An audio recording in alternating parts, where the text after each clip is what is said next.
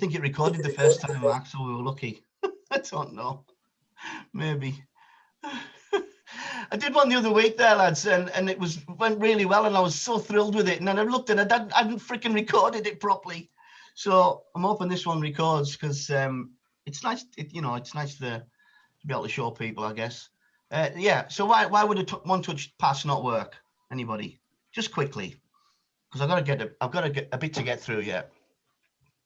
Why might it not work? You've given me all the answers already, but just very briefly, 2 or 3 things.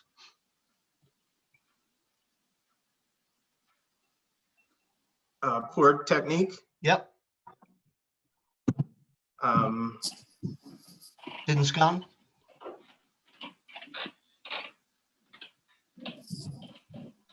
Let me get straight to the nitty gritty here. Look, this is what I think. It's not always the fault of the receiver or the passer, first of all. So the receiver didn't prepare, didn't scan. That's obvious. Poor technique, like you said. Yeah. Feet aren't ready. So this is the opposite. That's what I meant before, the opposite. These are the opposite things that we should be doing in that continuum I talked about that we're not. So body position closed, no communication, poor pass to the receiver, too much pace in the pass for a one-touch pass next. Players off the ball don't move. That's a big one. That's a massive one. Like you pointed out, Howard, that's a massive one, because how many times you see the ball's coming to a player and the teammate they're not deliberately hiding behind a player, but they haven't moved a yard or so either side of a defender to get free, have they? How many times you see that? You see that all the time. So that's why sometimes a one-touch pass may not work, because nobody's moved to open up to help me play one touch. So that will be the players off the ball. So those kind of things, I mean, they're all pretty obvious. It's not rocket science, that one. Right. So here's one of my favorite games to get it going. And I think you can do this at all age groups. I still haven't mastered the art of this frickin' Zoom. So I can get the video up, but I can't make it talk. I don't know there's talking on it. So I'll have to talk through it. But this is the numbers game. You've used the numbers game, right? Where you pass 1 to 2, 2 to 3, 3 to 4. Everyone's used that, more or less. I think it's really, really important, because I think at all levels and ages you can use this. You can obviously you can change the number of touches on the ball. If they're not very good, you can have 2 touches or 3 touches. But ultimately we want to get to 1 touch. But the beauty of it is we have all this space to play in. It's no competition, because we're not playing against anybody. We're just, 1 is passing to 2, 2 to 3, 3 to 4, etc.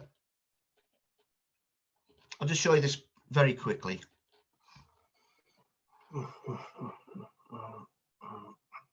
Takes a while to warm up. This is longer than normal. Come on. Come on, baby. Try it again. Technology, freaking hate it. Okay, essentially, so what we're doing is we've got 2 teams. We've got 1 to 8 and 1 to 8. And then that's me like 13 years ago when I was like 20 pounds thinner, 30 pounds thinner, and I didn't have grey hair. But anyway, I did it at the National Convention 13 years ago. And I put this on because 13 years later, I still think it's equally as important as I thought it was then. So, and we played with futsal balls.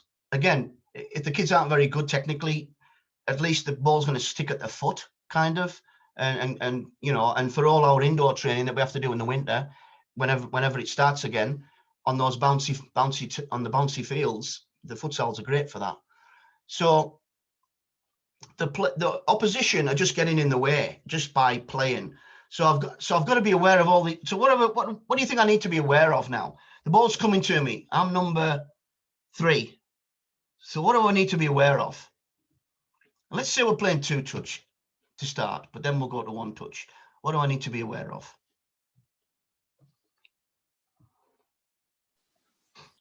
Well, where number 4 is, where your next pass is. Yeah. So I need to be.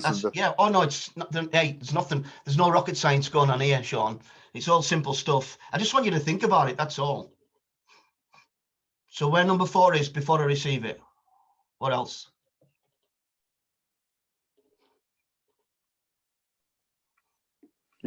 I mean, Am I in the right place to receive the pass?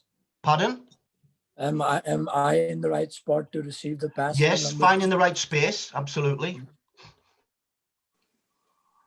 Because we're all moving off the ball. What about I need to know where number 2 is, because number 2 is going to pass to me. So maybe when the ball's at 8, moving to 1, as the ball moves from 8 to 1, I'm looking for 2. But at the same time as I'm looking for 2, I'm looking for 4, because they're both changing, they're both moving. And then by the time the ball's got to 2 and I'm looking at 4 may have gone somewhere else. So I've got to scan again. I mean, this is so simple, but it's effective. You watch the kids, you can do this without scanning, and just keep playing a possession game, and they don't scan. And then for this, they have to scan, particularly if it's one touch or it breaks down. And then you go into, well, put 2 balls in, put 3 balls in. And now suddenly, as one's come in, all right, I've had a look where 2 is, I've got it. I already know where 4 is, I've played it. Now I'm looking at 1 again to see 1 with the next ball passing to 2 to get the next one. And I'm on the move and they're on the move. So I'm insisting that everybody moves. So it's honestly, I think this is a great game. I'm sure you've all used it, but I think it's better than people realize, because it's so simple and it's so effective. What kind of things could you condition to make sure that they move around? What do you think? Because a lot of the time they'll stand still, won't they? You know, the younger ones, and they're not as good yet.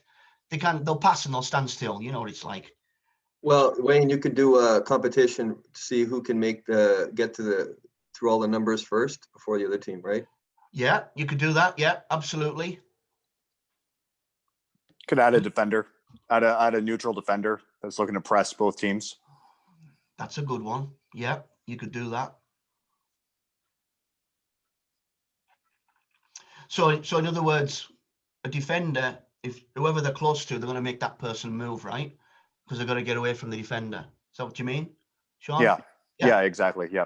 Yeah. So you could do that, but then you've got all those other players you've got to affect as well. So how could you affect them? This is, again, not rocket science, just simple. I mean, you could tell them to stay a certain number of yards away from another player, you know, or you have to move into a new space after each pass is made, or move 5 yards, whatever it might be. Right. So based on what you just said, here's how I do it. I'll put zones. So I'll put maybe 9 zones. So when you're in one zone, when you've played it, you're going to move to a different zone, which is exactly what you've just said. So that forces them to move, you know. So I think that's really important that we get them moving. So the zone thing kind of conditions them, and it doesn't have to be the next zone. It could be another zone somewhere else, but it just forces them to move. And the other thing is, I'll say, when you made your pass, you got to run to the outside line and check back in, and each time you do it, it's to a different outside line. So now they're having to spread out, because often they don't spread out enough. So that kind of forces them to spread out. And then what you said about cones, I work a lot with cones in terms of positioning. I will talk about this a bit more later, but in terms of positioning, I'll put cones all around, and now I want them to position between the cones. What's the best position? There's 4 cones there. It's a diamond or it's a triangle. What's the best position? What's the best place to position? So that's something else that I do.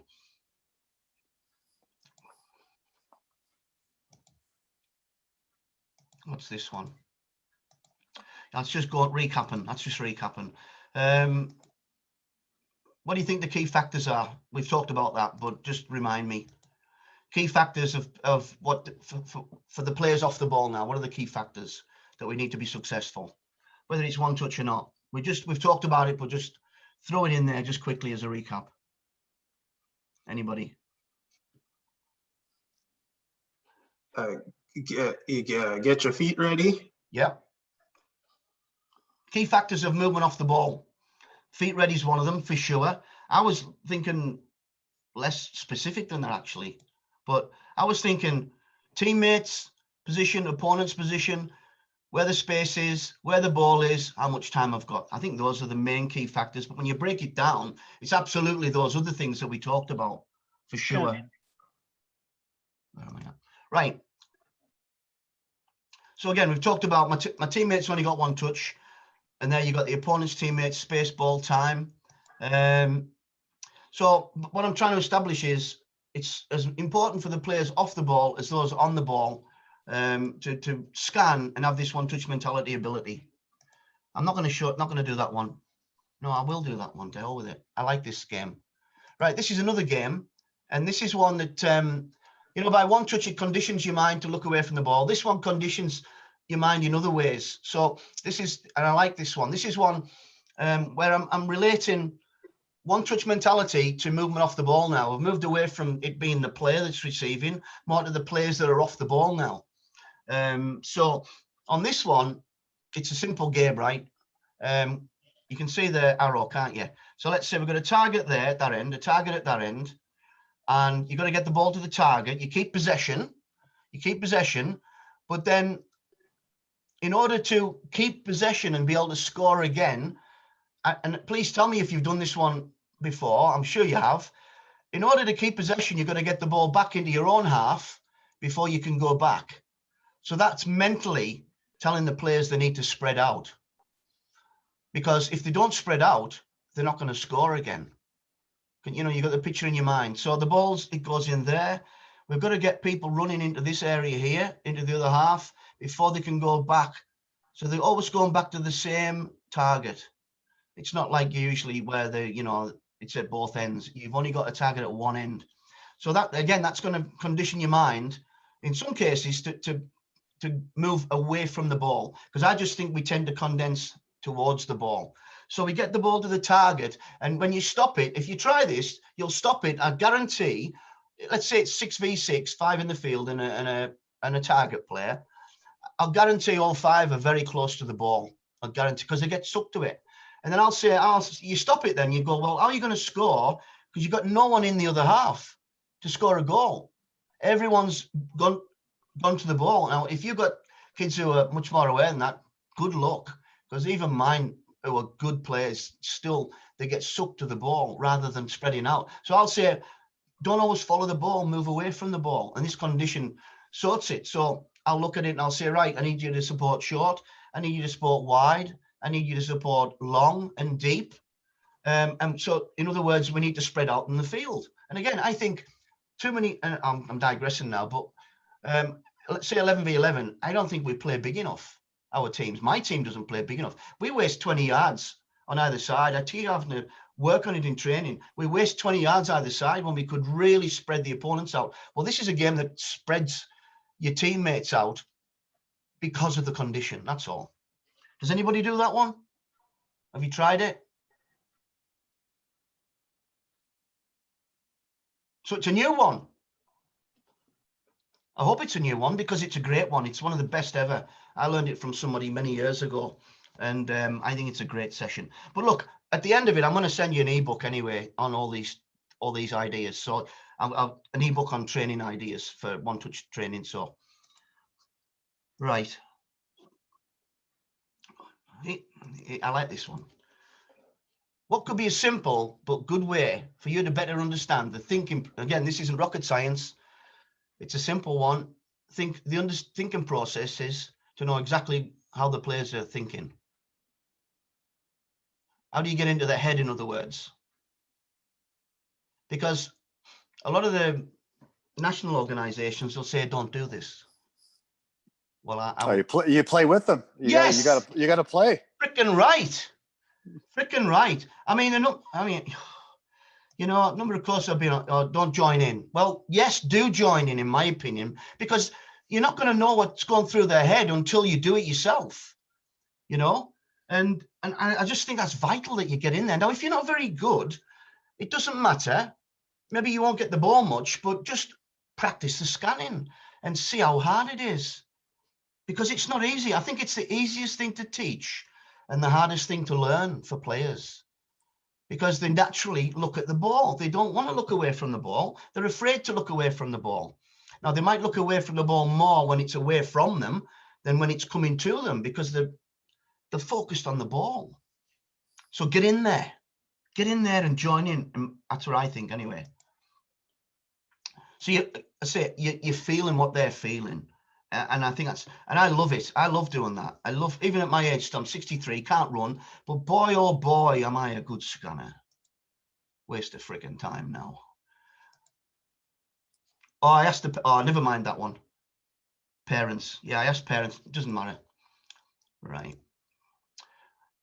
I think we've discussed this earlier. It doesn't guarantee success. You've got to, all these other things that you've got to be right before you can do it, particularly the technical part. And game understanding. I mean, if you haven't got game understanding, which a lot of kids don't, unfortunately, and that comes back to the movement off the ball part, which is vital, a lot of them don't know where to go. So yeah, scanning, it doesn't guarantee anything. Oh yeah, there you go. Technique and game understanding. I just think those are things that if you haven't got them, you could be the best scanner in the world, but you ain't going to be successful. Right. Famous players, international players who epitomise the scanning. Just name somebody who you think is particularly good at this. And then it can become positional as well. But I've got an argument for that one as well, if anyone wants to throw it at me, about, oh, only certain players need to scan, if anybody thinks that. Or certain players need to scan more than other players, which will be true. Maybe. I So find that Bradley from TFC is really good at that. Where? Who's that? Bradley from TFC. What's TFC? Toronto FC. What? MLS. Sorry. MLS. Oh, I don't watch it. MLS, yeah. Champions a couple years ago. I'm sorry, I don't watch it. Pirlo from AC Milan, Juventus. Yeah, back in it the was day. class. Yeah, he was one of the best. Anybody else? Roberto Firmino. Iniesta. Well, look, Iniesta, amazing. Well, look at this fella here, Xavi. I think he was the best. Xavi. Yeah. So look, this is a little history on me, right? I played professionally, but it was a little, like low-level professional. And my all-time hero was a guy called Alan Ball. This guy on here. And I just worshipped him when I was a kid. And a club called Coventry, they released him at 15 because he was too small, right? This is brilliant. They released him at 15. At 21, he played in the World Cup final against West Germany in 1966 and was man of the match. But he got released by Coventry because he was too small. I like that because I'm small. So, you know, all those small guys, you know, the bigger they are, the harder they fall. Yeah, but a good big one will probably beat a good little one. But anyway, so Alan Ball's my hero. And I was playing at Blackpool. And then when at the end of his career, he became player manager, player head coach at Blackpool. So for 2 seasons, I played alongside Alan Ball, World Cup winner. And he was overweight. He couldn't really run that far, but nobody could get close to him. He just had that scanning ability. And he used to say he only needed a half a touch, which is no such thing, but that's what he said because he saw the game so fast. And God love him, he got so angry at all of us because we couldn't play like him and we didn't see, and he would make passes and we don't even know what the hell's going on, and he'd get mad, God love him. Anyway, eventually he got sacked as a head coach, went back to the Premier League at 38 and then was a genius again because all the players around him knew what he was doing. But I mean, this guy was the original Xavi for me, and this is where I got all my inspiration from Alan Ball. I mean, I wasn't, this was one of my weaknesses. I wasn't a great scanner. I think I was technically good. I didn't scan quickly enough. The game was really fast, even though it was a low-level professional. It was still really fast, and I didn't see the game quickly enough. And so I've been pissed off forever because I'm so good at it now. I swear to you, I go out there with the kids now, and it's like my head's spinning like her off The Exorcist. It never stops. It never stops. Never did it when I played hardly. So, you know, I mean, I missed the boat, and it's so sad. I wish we would come back next. I'd probably come back as a snake next time, though, so it wouldn't work. But I just think I missed out. So I think I've always wanted to teach it, and that's why I love it. I love the whole idea of it, and I love joining in now because I swear to you, the kids don't. I keep possession really well. Believe it or not, I do. Honest. Just a question. Yeah. Back in '66, did you guys play with 2 defense, 3 forwards, 3 midfielders? And No, 5 that was 1866. Was it? Bloody Really? hell. Are you for real? That was 1866, man. You're joking. Okay, you so gotta read your history of formations, How- man. Come on. when- Jesus. in '66, Yeah. what was the formation in '66? I think it was kind of a 4-3-3. I think Hurley. that's what England played. And to be fair, Alan Ball was a right winger then. He started on the right wing and I saved man of the match in the World Cup final, 4-2 against West Germany. But he eventually became a central mid and he just ran the show. It was just incredible. But no, we did. Well, wasn't Brazil playing that way because their wide defenders used to attack a lot? Yeah, well, that's probably right. I don't know. We're kind of off topic, but you're probably right. Yeah. So Xavi, what did he say? Hang on, I've jumped ahead of myself here. You've thrown me off track, Howard. Let's see where we're at.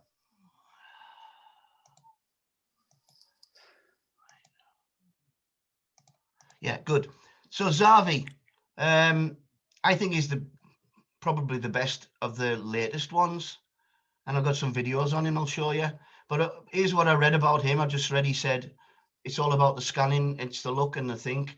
And he said you don't. And you know him. He wasn't physically capable, and he wasn't quick. But he said all the speed's in your head and not in your feet. And I think this is good to tell kids who aren't. I mean, not all kids are quick, but it doesn't mean they can't be good. And I like to tell kids this who aren't the quickest. I don't say you're not very quick, so this might help you. I don't say that. But for those that aren't very quick, as long as they've got quick in their head, it can really help them. And he just talked about, finding space, and then he talked about the rondos, etc. that USSF say we don't do now, don't they? Yeah. Don't do rondos, I think. And Barcelona were brought up on that. So the best Barcelona team ever most of them were brought up on that. Right, possession habits. How many times do you think Xavi looked away from the ball in 90 minutes? Now, if you know the answer, please don't say it. But it's not obvious if you don't know the answer. And can you tell me how many times do you think he looked away from the ball in 90 minutes?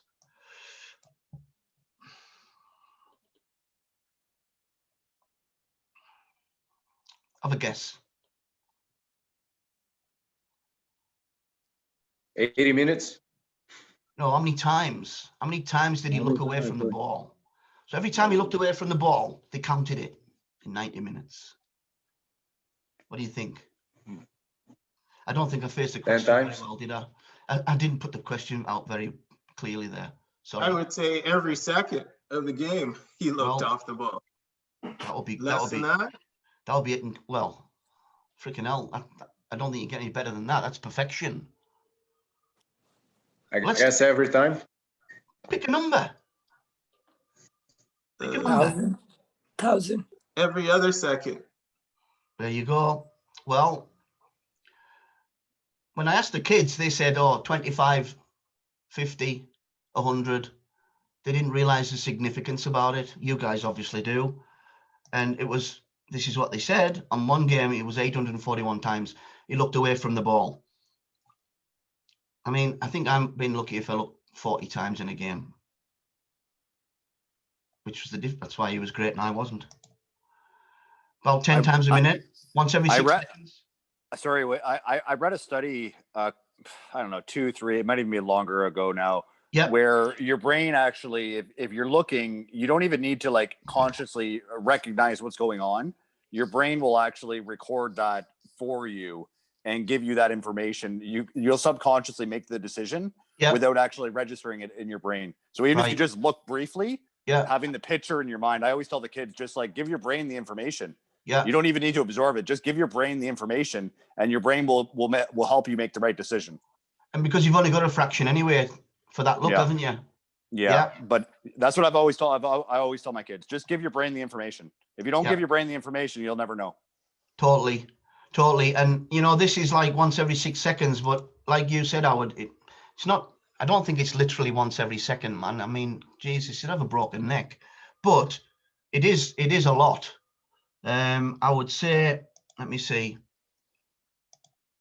Later on, I'll show you that it's actually more than that, but that was just one game they did. Well, Coach, I played a lot of forward. Yeah. And I mean, in 1 second, like I don't have to move my neck. I can see so many things. Yeah. Right. And the ball. Yeah. Same with the goalkeepers, right? So how could they really count that unless they're waiting for him to move his neck? I mean, he's scanning all the time and seeing more than just the ball.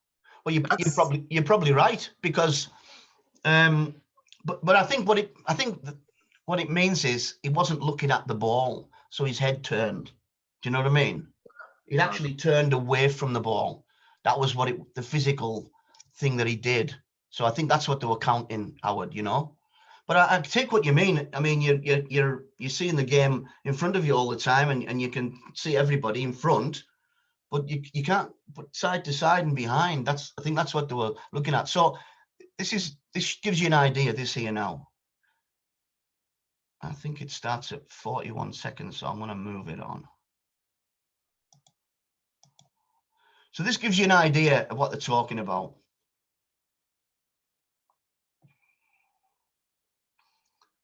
Wayne, wasn't Yeah. his nickname the Exorcist?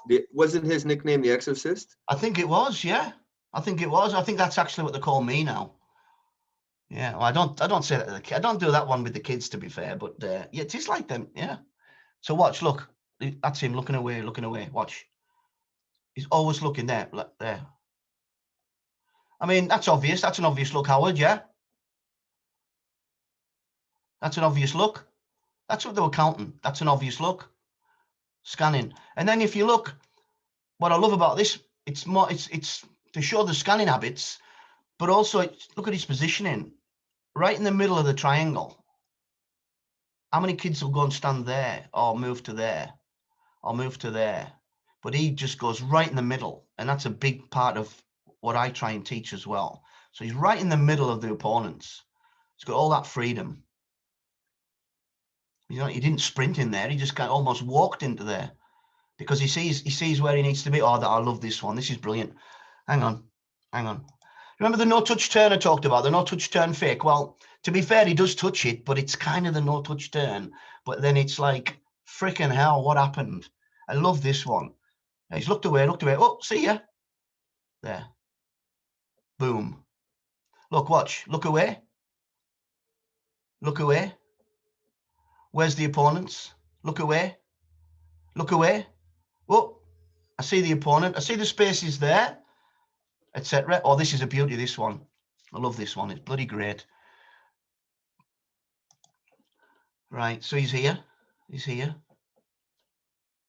And again, there's not many players around, so wherever he goes, he's going to be in space, I suppose. You could argue.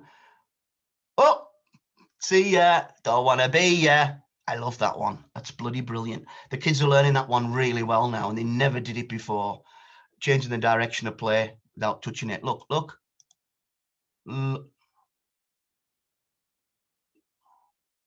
Look. Boom. I mean, that's what it teaches. That's brilliant, finding space and time. If you look at his position there, is not bad position there based on the opponents. But then watch as he moves. Look, he's looking away again. Now he's gone in the middle of the triangle, in the middle of the diamond now. Look, because he's looking again. Could have gone forward actually there, but you'd have gone forward there, Howard, wouldn't you? Striker. But he's looked back. Yeah, I know you would. You can work it out, you bloody cherry picker. I might have backheeled it in the net, maybe. Bloody cherry picker, I bet you were. Anyway, so he goes back. He could have gone forward. But watch. I mean, that's just genius. Look, he's looking around, looking, goes in the middle of the diamond. Who's going to mark him? And like, if we wanted to go into tactical development, I'd talk about this. I call them no man's land. You know, they'll call the half spaces, all that shite. I call it no man's land. That's shite as well, but it's better than half spaces. Oh, we've only got 10 minutes again. But that's all about the positioning off the ball. So, I mean, genius. Right, I'll move it on. I'll do another 5 minutes, Mark, and then I'm going to have to set it up again. We haven't got that much more to do, to be fair. You'll be glad to hear. So here's some more moments from Xavi.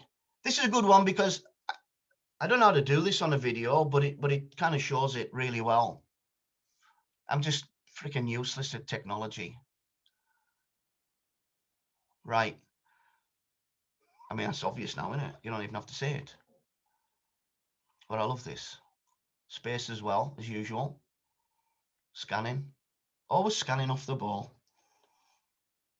I can't believe, I swear to you lads and lassies, any women here, I swear to you, coaches don't, I come across so few coaches that teach this. It blows my bloody mind. That I asked them and they don't teach it. It's frightening. Why not? So then I asked the kids, you know, how many times you scan, how many times you scan, etc. And it's like nowhere near to what they should be doing, really, to be really successful. Even Messi, look, he does it 12 times here in a space of no time. And he's not even near the ball. He's not even got the ball. I think a better video with him of getting it eventually and doing something, but it's there to just show you that he scans as well, even though he's the best, probably the best dribbler in the world. The best dribbler in the world also knows when and where to dribble because he scans. Here we go.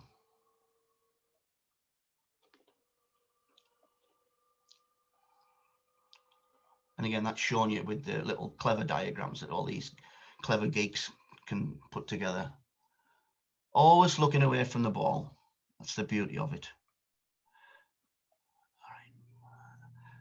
Actually, Mark, I might just squeeze it in now. So we've got that idea going. Now, scientific evidence, you came onto scientific evidence there, Sean, and I've been looking it up as well. And there's this guy in Norway that's come up with these facts, which are really good, I think. And the facts are about the scanning, etc. And he said, he calls it a body or a head movement in which the player's face is actively and temporarily directed away from the ball. So it's the scanning. And it's looking for information, like you said, Mark. Sean, you said about the scan and how you get the picture and how you know, it doesn't even have to be, it's almost subconscious, you were saying, weren't you? Rather than conscious. And I think that's what the guy's aiming at here. So it's kind of subconscious, and then it's there to help you perform an action when the ball gets to you. And then he did 64 players, 118 games, and Frank Lampard was the best in the Premier League. He did almost what you said, Howard, or somebody else said, one every other second, 0.62 searches per second. I mean, that's amazing, I think. You're lucky if you get that every 10 minutes with a player. You know, it's no wonder these guys were so good. Stevie Gerrard was the next one. He was a good player. He was the next best. And then, of course, let's see. And then he said, right, all the forward passes completed. He looked at low frequency scanners, medium frequency scanners, and high frequency scanners. And the high frequency passes completed forward was 75%. The low frequency was 41%. Well, that proves that if you don't scan, you're not going to be successful in maintaining possession of the ball. And to be honest, as I say, a lot of your players and some of my players as well, they don't scan at all. They just don't do it. They look at the ball all the freaking time, as I did. And then this one is in the opposite half. So it's similar figures. And of course, Xavi scored the best, which kind of puts my 841 times in doubt, I suppose. Every, 0.83. And then I came on to Rondo. I threw Rondos in there because Xavi said about how well they did with Rondos, and USSF say don't do them. So I like throwing that in there. And then just to finish, this is what I think. The game's getting faster. There's a greater need for players to master this innate ability of scanning. There's fewer touches, fewer touches, less time, need quicker thinking, more game intelligence, better decision making, better movement off the ball. It's all those important things that we need. And then I'm going to finish with Frank Lampard, the man.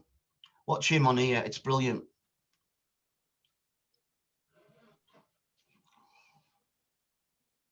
Scan, scan, scan, scan, scan, scan, scan, scan, scan, scan, scan, scan, scan, scan. Boom. And I think that's just class. I really love that. And I think that's it. I've put an ebook together for everybody. It's on scanning and teaching one-touch mentality training ideas. I'll get it to Mark, and if you want it, just ask Mark. But that's basically the thing done. Thanks for everyone's attention. I mean, I talked a bit more on the second part because it was more about looking and observing than discussing. So I apologize for that, but thanks everybody. Have you got any questions quickly, because it's going to go dead in a minute? We've got 3 minutes left. Any questions? Wayne, so it doesn't look like there's any questions. Unless anybody has, they can type it in the chat box or just say it out. But I just want to thank you for your time. I know you're a busy guy, doing a lot of presentations, and I really appreciate you taking the time tonight to spend time with our coaches at the club. Absolutely. It's a pleasure. It's a pleasure. Thank you for asking me. Yeah. Yeah, that was good, Wayne. Thank you. Yeah. Thanks, Howard. I'm glad you got my sense of humor. Thank you. I know I Thank gave you a you. bit of shit, Howard, but it was all meant in good faith. Oh, yeah, that's everybody gives me a bit of shit in good faith. Guys, Wayne's got a great website. Is it soccerawareness.com, Wayne? Soccerawareness.com, yeah. There's a lot of really good. Great. I say good, wouldn't I? What else would I say? Yeah, I think it's good free information, and it covers a lot of topics, a lot of themes. So yeah, have a look at it. Yeah, for sure. And if you wouldn't mind, have a look at my YouTube channel, because I'm trying to build the numbers up now, and I'm just learning how to do it. It's freaking a bit late now at 63, but better late than never, eh? So I'm getting this YouTube thing going. So if you could subscribe to that, it's free, of course. That would be nice. Yes. And Wayne, thank you again for being so humble and sharing information with us. I really. You're very welcome. You're very welcome. And honestly, lads, Thanks, Wayne. please freaking do it, because it's the most important thing to teach any player. It really is. I'm such a believer in it. I'm like obsessed with it. And as I say, I've been all over. I coached in the UAE at a really top professional club there. I was in charge of the academy there, and their players were great, but they didn't scan. And they became better because of it, but they were already really good, to be fair. They were at professional level. But California, Michigan, Minnesota, even in England, I've seen so many coaches that don't teach it, and it just blows my mind. They don't put the significance and the importance to it that it has. So please give it a go. Even if you don't believe in it, give it a go. And like Sean said, freaking get in the field and feel it, because it's a good feeling. It's a great feeling. And when you start scanning all the time, which is what I can do now, 40 years too late, it's a nice feeling, especially to show the kids that I don't lose the ball, even though I can't run, because I'm scanning. So you better bloody scan, otherwise, and you won't lose the ball as much as you are. That's what I tell them anyway. Okay, well, thanks everybody. And thanks for, I mean, we're all busy here, so you put your time in for me, and I appreciate that. Thanks, and thanks again, Mark, for the offer, and I've really enjoyed it. Great. Talk to you soon, Wayne. Thank you. Bye-bye. Bye. Thanks, Wayne. Cheers. Thanks. Thank you. Thank you.